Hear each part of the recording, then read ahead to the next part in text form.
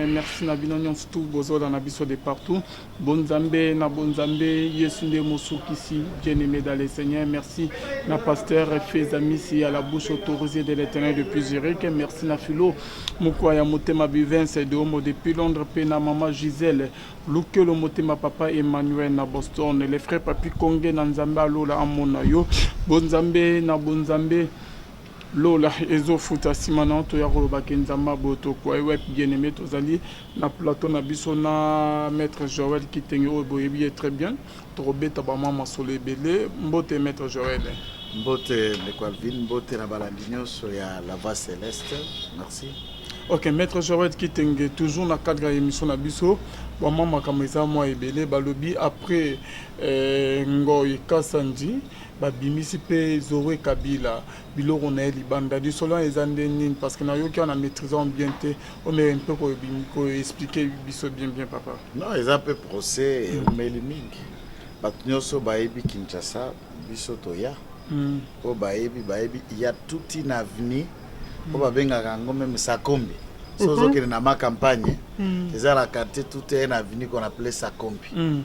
Et tant azalaka na gouverneur même ya ville na eteni ya ekolo e ba memekela kango ba masango tout ça on a surnommé c'est lorsqu'il y a ordonné que Kitatalo nde ba surnommé kombo na ena eloko na Sakombi c'est comme ça c'est son nom de eloko na ba misela ka yo fufu madeso Sakombi c'est le nom de ce papa là nous respectons pour tous les loyaux et services ba travailler comme ba dignitaire à deuxième république famille ezara munene les autres sont même au pouvoir maintenant.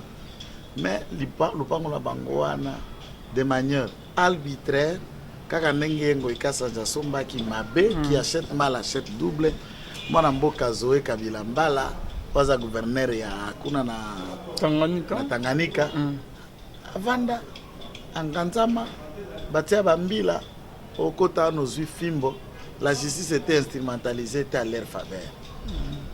Vous n'allez pas dire ici que ça comme aza muluba. Asomba ne lopangoute me abotola. Bon, Kobotola c'est dans l'essence ya Kosomba Mabe, c'est ce que je suis en train de vous dire. Vous venez, j'ai acheté par qui? Successeurs à la banane Nios, successeurs à la liquidateur. Yo comme par exemple, prenons l'hypothèse, nazu hypothèse. Bana ba 10, yo ke bimona somba lopango pa mutu moko. Bana 9 bateka te ba ebita tayo moko de palino ko benga ngo vente. Pour s'imposer nanko vandi wana basambaka justice et ça la bango ka ko sala boy. Nzambe na vent ya état de droit ba juge ba comme isko indépendant au pesa kanyaka ba lié mais ba lobby justice. Ala ba ça que ba justice. Ngala ba juge bongo mutoye na mbongo kamata yango. Vandela yango condamné soka meki et puis tant azako comme enregistrer na téléphone ameki ko fongolo lobby tentative de corruption OK bimise na mbongo ne ma preuve bi tala muto alukaki ko corrompre ngai ba nyatie lisusu infraction lisusu tentative de corruption go mais yo lokolo dénonçaki ba ko kanga te mais soki yo lié yena ke funo ko zalaki corrompi la corruption ezako corrompre tous tentative de corruption o ba corrompre na o ya corrompre wa bino son information infraction moko ne ba eko sala lelo famille Sakombi aux anges bako yemba fachi beton pour récupérer le pango na bango contre Zoé Kabila. Dites-moi ata bokoboya mututé ata fachi ata bokoboya mututé et c'était possible. Cette famille c'était possible balonga Zoé pendant Kabila. Vraiment. Et ça ne fait que continuer. Il semble que basi babandisco débat ya une famille ya Balito. Ina Zoé Kabila. Asomba Ina. Ina est la propriété ya Balito. Ina oya Ina. Comment ya ye? Ah bon? Inaza na location, c'est un bien que Zoé aurait acheté. Je dis bien aurait acheté d'après nos sources. Et pas il y a certains liquidateurs et à succession Lito. Groupe Lito, Moboti. Ok, na Europe, on dirait GLM pesa ya bango non? GLM c'est toujours Lito.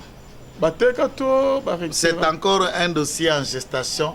Et avec l'état de droit, on va savoir d'ici là. Comme colonie, il va porter. Non, c'est la connaissance judiciaire. Va s'embacate. Va s'embacate. Va s'embacate.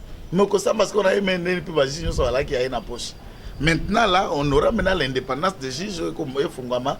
Mais ici, c'est que si réellement j'ai les masomba, toi, ça va continuer locataire, toi, Fouta Kaloai, toi, Nanzama Nako, toi, Ina Nenge Zoé a commis propriétaire.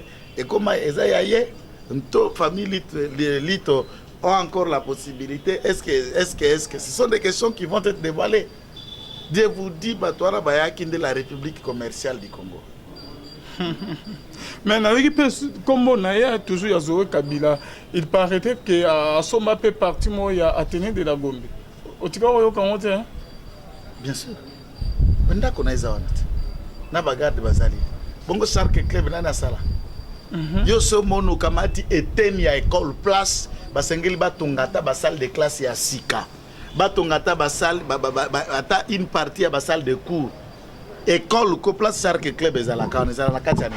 La dernière fois que nous avons fait la conférence, nous avons fait un Jimingalas. La carte Shark Club était Barouana. Fonctionnement fonctionne. Vous avez déjà vu à travers le monde une boîte de nuit, bar, qui fonctionnait en pleine école. Place Ouana, chaque club est là, tous là. Na 4 écoles. Même Mobutu azalaka Mobutu boko benge bitaktir anaiko katabatu ali akabatu amela kabatu okuta na kati école mwana moko Mobutu to leki ya Mobutu ne bazalaki wana bagwemani akiko sala ngo na kati ya école puis azaleki ya Mobutu. Là on a vu avec Zoé il peut le faire puisque azaleki ya Kabila. Et tout le monde doit s'être, si tu parles tu as une tête à battre. Nous autres ici au Boma yo poko kufa au Kanga un jour yo poko kangama bolobo ala liki munoko toko sola entre coalition wa poste te nalala ka libanda na porte na ote nalia ka pe na porte na ote. Merci beaucoup Maître Joël Kitenge pour la précision. Bandeko bazola na biso de partout. Ce qu'on lit sur net que to betegi à la fois passé.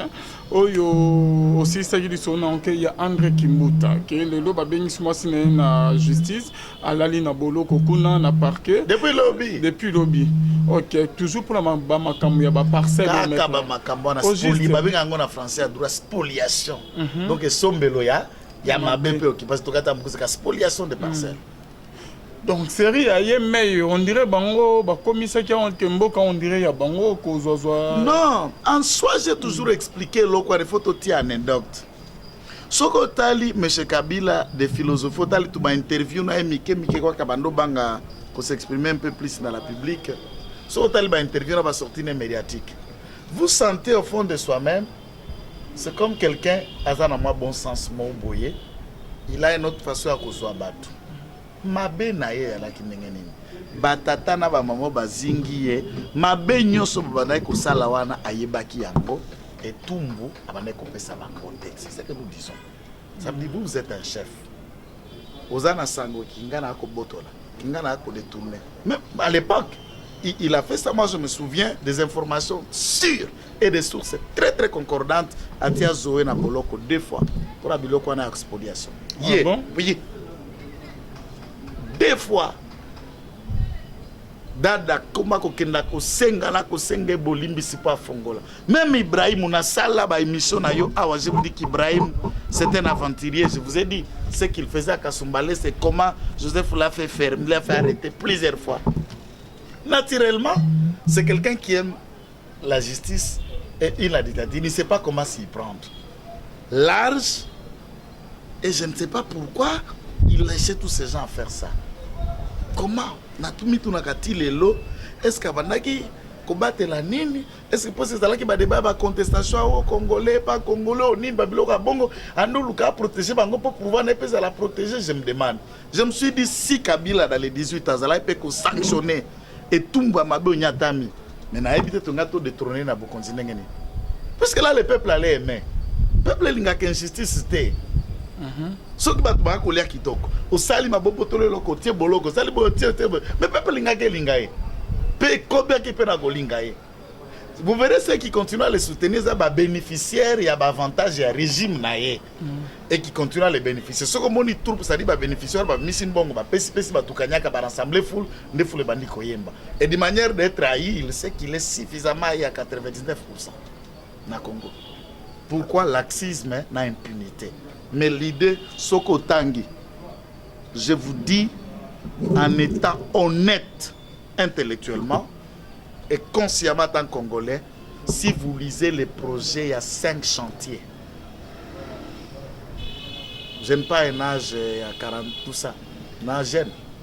Soko Tangi, un projet en 1960, Mobutu, de Kasavubu, Lumumba, Mobutu, Kabila Père, Joseph, président Félix, Lelo.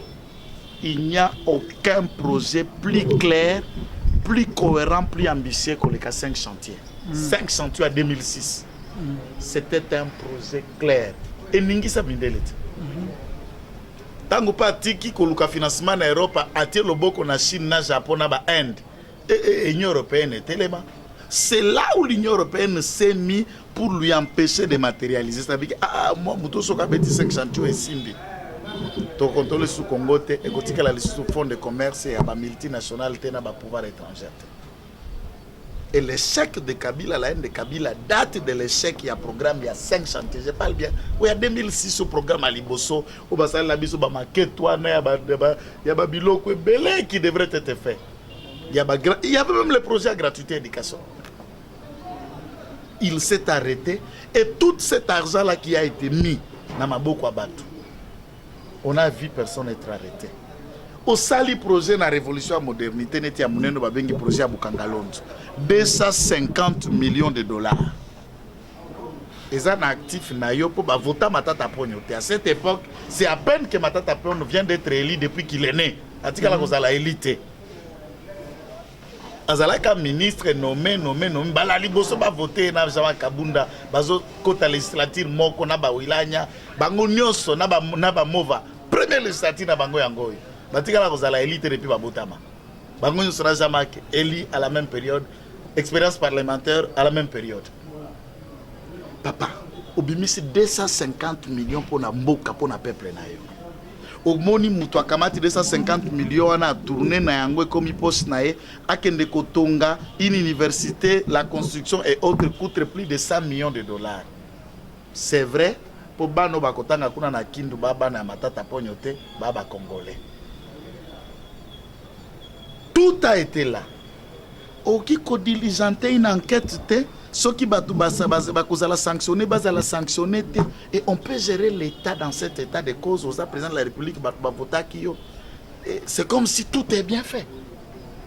Comment il avait cette conscience? Chaque jour Kabila avait cette conscience. Comment?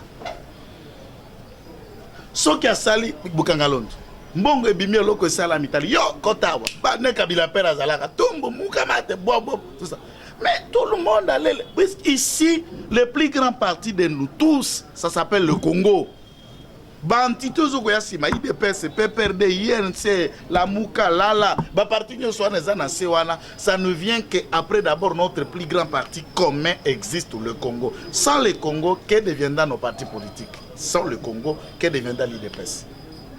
Sans les Congolais, que deviendra l'IDPS? Alors qu'il ne fonctionne en Angola, ton en France, ton en Burkina Faso. Nous avons d'abord le sol, le sous-sol, nos biens, cet espace, cette identité congolaise. Et enfin, nous nous regroupons autour d'une philosophie.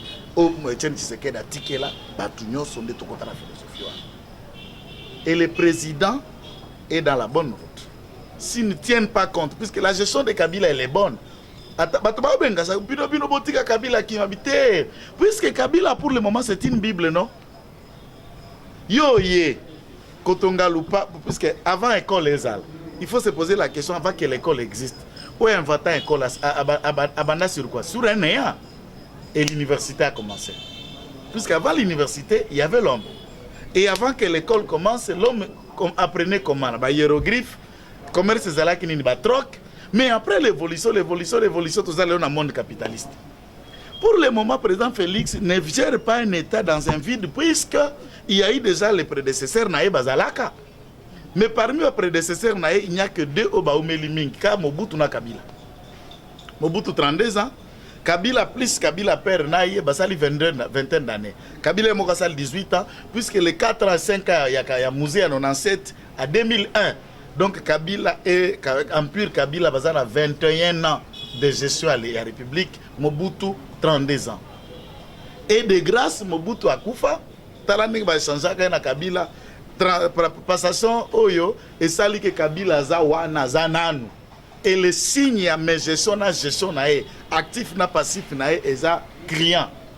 On ne peut que parler de Kabila, on ne peut que analyser sur Kabila, on ne peut que se référer ce qui a été bien ou ce qui a été mauvais. Et là, Kabila doit supporter ça. Et tous ceux qui sont avec Kabila doivent apprendre à supporter ça. C'est de leur gestion, c'est de leur actif et leur passif. C'est pourquoi tu as Est-ce qu'il y aura des poursuites judiciaires, maître Joël Kitenge, pour le dossier que Matata Mponyo, Mbongo, Nango, et mon anate, maître Joël Kitenge? Moi, je voudrais qu'on mène des enquêtes sur Bukangalonzo et beaucoup d'autres gestions. Il y a un projet, il y a 5000 écoles par an. Il y a Matata Mponyo, Maker Mwangu, qu'on le découvre de cet argent. S'il s'avère que Matata a pu prendre cet argent en détournant, on a créé une université à Kindu. En tout cas, nous l'appelons que c'est un détourneur intelligent d'ailleurs. Cette fois-là, l'université de Kindu, comme une université publique, l'État a récupéré Ango. Il ne faut pas oublier que l'université de Kinshasa Inikin, l'État a tombé en hôtel. Ah bon? C'est une université catholique.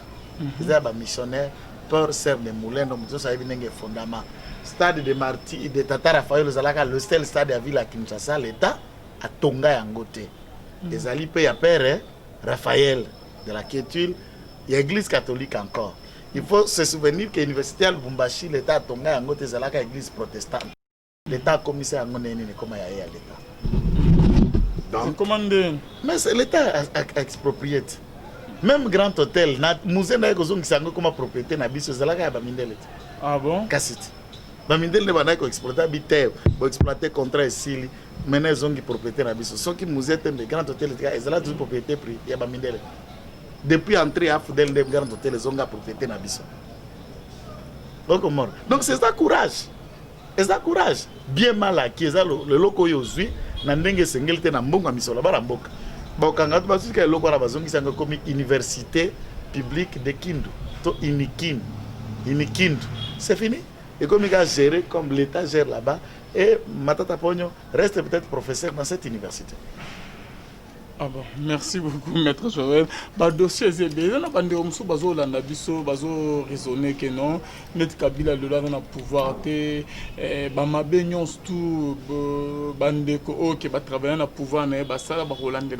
maître Joël. Bon, moi je crois qu'il ne faut pas aussi tout ça la justice, Kaka, puisqu'ils étaient avec Kabila. J'ai toujours répété, souligné que tous ceux qui sont, même aujourd'hui avec Kabila, tous ne sont pas mauvais.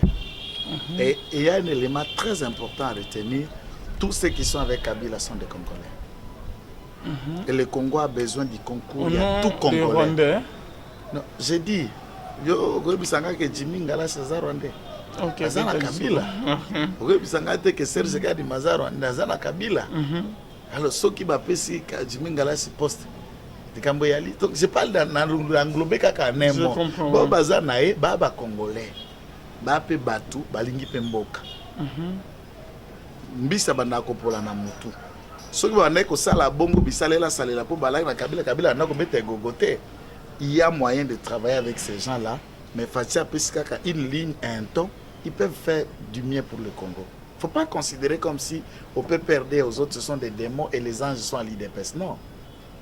Dans tous ces endroits-là, dans la Moukana, côté honorable député, Lukunga Fayoulou, ce sont des Congolais qui l'entourent. Donc il faut voir que le Congo doit primer et ceux qui doivent être réellement poursuivis doivent être poursuivis. Les autres qu'on peut juste les recycler, na idée, amour patriotique, na bonne gestion, na nationalisme, on les recycle, on les laisse travailler pour l'État. On ne doit pas, s'il faut vraiment appliquer la bonne justice, je vais vous dire 90% de l'entourage Kabila, personne ne sera en paix. Tous vont remplir Makal. Bon, qui gagne à ce moment-là? Est-ce qu'on n'a pas besoin de leur expertise dans la gestion de la chose publique? C'est pourquoi il faut savoir faire la part des choses dans cette justice au droit congolais. Merci beaucoup, maître Joël Kitenge. Tu continues le dossier. Il y a moi, il y a Ngoy Kassanji. Émission Bandeko Balobaki, il sera arrêté, mais juste à présent, la fille du gouverneur, ex-gouverneur, Yamboujimaï, a toujours la liberté après avoir kobimisa ba insulte ko fin première dame na vidéo biso nyonso tout mon temps ba ya kobimisa bango na parcelle ya Gabriel Mokia omonionde. Bon, j'avais déjà donné ma position là-dessus. J'ai suivi ma vidéo de part et d'autre. Il semble qu'Abelaka, puisque voilà, c'est les proches de la famille. Il semble qu'Abela. Dans internet aussi tu as suivi. Député. Non, c'est là moi j'allais arriver. Il semblerait qu'Abelaka. Et ça j'ai suivi. Nathan Bakosenga va pardonner ma proche de famille et son père. Dans une des vidéos, il s'est confié à Mnoko Amboka. Alors, dans la vidéo na Chilumba, s'adressant à son frère, président de la République. Chasse à l'homme n'a jamais été mon combat. Maintenant, Soki, cette vidéo est un montage, Soki est vrai. On a dit qu'il semblerait qu'il y a un problème à Moutou Balandelak. Papa, on a zappé na bana misusuti. A zappé na baleki. Je connais même un de ces jeunes frères que je salue, Mike. Je le salue en passant, je salue Mike. Pourquoi comme ça quand Mike depuis tête? À part Mike, basé belé baleki nae. Basé belé bana nae misusu. Mais na kati ya parti pepe perdre puisque c'est le siège il y a parti. Baby na parti soko lungwe parti au perdre siège étiqueté ya parti. Pourquoi ne pas prendre une autre personne na kati ya parti pour assumer des fonctions? Bukamati mutu oyo. J'ai dit il semblerait à Zoko Bela, au Pesaye, Akende, Kozala, Molobelia, Mboka, to Molobelia, circoncision Songolo, Bandeko, Tabino, Bolingi Mboka. Akolobanini, Takoya Koswana, Takoya Kofinga. À ce moment-là, est-ce que nous avons aidé les pays, nous avons aimé le Congo, Toto Ababomi. Réfléchis un peu à ce niveau-là. Là, et ça n'a sonné, n'a pas. Comment on peut faire ça? Biso nyonso ne tozaboye okuta bana ba muso ko bota pe mwana kizengi mwana kisimbi bana muso bota mi normal eso ko kamata gestion eloko muneno kamata opesi mwana waza na problème déjà mutu mais bana ya normal baza ko pesa bangote ça c'est supposons que cette vidéo est soloté eza batuka ne balingi ko saboter famille hein azana est normal prenons l'hypothèse mais si cette vidéo est vraie. En tout cas, je suis choqué du fond de moi-même pour analyser de telles choses. Balandeli était pas une première dame. C'est sa volonté. C'est une dame de cœur. Ce qui a Monique, à Okiko Kitati, à niveau à minimiser Ango, à minimiser, c'est sa volonté, on ne peut pas l'exiger. À ce stade, c'est une mère. Et ce qui est une hypothèse, il y a vidéo. Vidéo n'est pas vraie, mais comment il y a encore là, mais pas sa maman. Si ce qui hypothèse on est vrai, ça ne vaut pas la peine.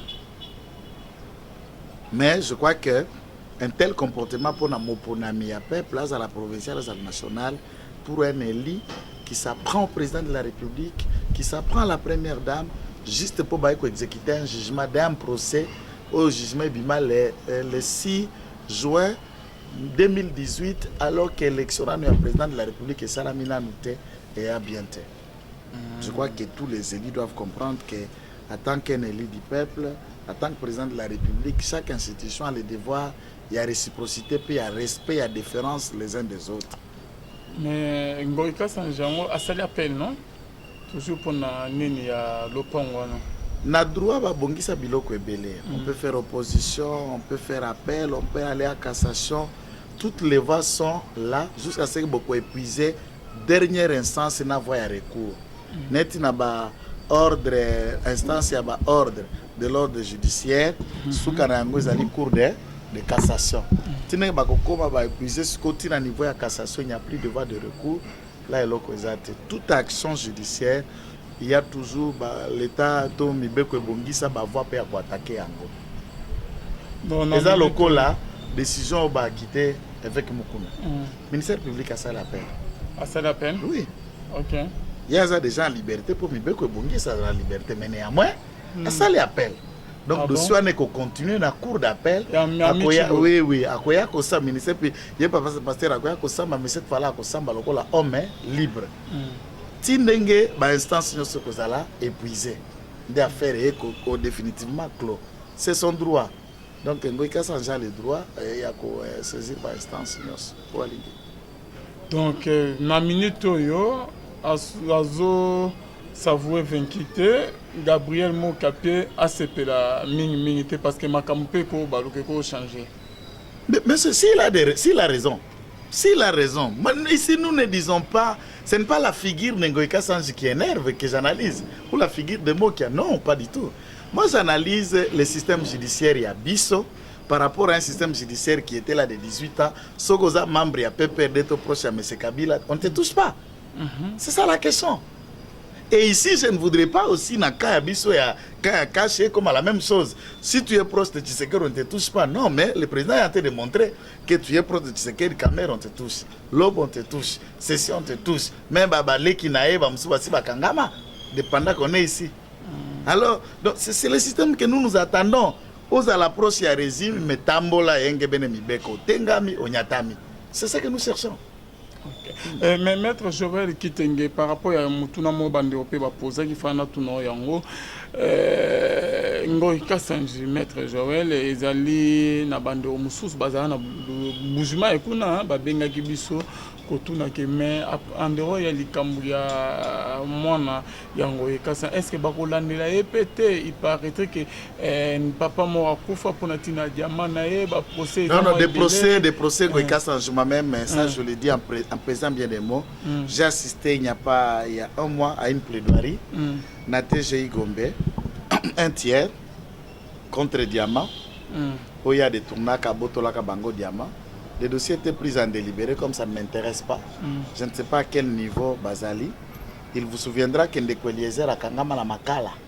Pour ça, pour avoir dénoncé, à Yambaka Mwasi, il y a Mouto Ngoïka Sanjabotola et Diamant. Et tant que Eliezer a essayé de faire une émission Bakangaï pour l'imputation de Eliezer à Sala, Basanza, Omira la Makala, c'est Ngoïka Sanjazala Plenia. Il a d'autres dossiers. Ça, il doit répondre de son acte, puisqu'il gagnait, il mettait son argent et il utilisait son appartenance politique pour combattre Baplenia. Et cette fois-ci, les juges sont libres. Nous voudrons que justice et la Malam qu'il réponde de tous ces actes. André Kimbuta, André Yamwa Snepe, Balobika, un dossier, moi, et belé, maître Joël Kitenge. Moi, je ne connais que le dossier à gestion à 60 millions et à Ville à Kinshasa. S'il y en a d'autres dossiers, les abatos, bazana et dossier, il va s'annoncer, mais pas qu'il n'y a pas d'instance judiciaire pour que justice est kata Kambabango naïe.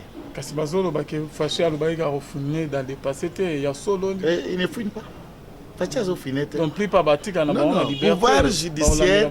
Est-ce que le pouvoir judiciaire, c'est la justice? Pouvoir est séparé par un exécutif, aux côté azali gouvernement, les législatifs côté député, sénat, azali judiciaire. Fachi a dit comme institution président de la République, c'est une institution à part. Donc, nous avons 4 institutions, mais à un moment, du point de vue de la théorie de séparation du pouvoir, exécutif na présidence, tous les scindés en les locaux, bâti législatif, bâti judiciaire. Mais ce que nous avons 4 en termes de la constitution, il y a 4 institutions. Président de la République est une institution. Gouvernement est une institution, exécutif, l'Assemblée nationale législative et judiciaire. Lui, comme institution, président de la République, c'est une institution judiciaire qui fait son travail. La justice. Il y a ça, mais il y a un magistrat suprême. Il y a un magistrat suprême. La loi Nabiso en 1950 va modifier et ça couper sa pouvoir dans l'officier ministère public de rechercher. Le ministère public n'est pas aboyé. Ako lukaye moko infraction zo leka na balabala magistako akuti likambo babenga ngo saisi d'office ayoki a se saisir atali yozo sala émission to sala émission azui vidéo sur base à cette vidéo a ouvrir la session judiciaire abandi ko interpeller bato même affaire à 100 jours pour ndeko caméra komano e barani ba commissaire mais bino Bino président banda ko popola e bobando filmer babilo ko abatso de moto bani to mona lo côté to tant makele clamer eleki na nde tunda kasongo tunda ya oyo yeme ya watengama ba fungola komela ba procureur général komeli 4e ri musale banda mais presse nde bo revela presse nde bo banda makelele affaire ya 15 millions beta makela pour Vital Kamerhe na bimisa ngo presse. Ça veut dire la justice à cause de kata journaliste à Sali Moussala. Ayoki ndengana obana na ko dénoncer justice à Sali Moussala. Et ça président de la République te na congolais no se place aux ali mais ko dénoncer mutuka ka pona pamba te zala na ba éléments suffisants zala si la biloko ko lobake ya bongo koyaka na motema likunya po ini mutu tendo bando popole po ini ete yaka na biloko evandi soki eza ya solo mutu akunyata. Mais c'est Fachi qui chapeaute, non, maître Joël? Alors, chapeauté présidence. A ordonné.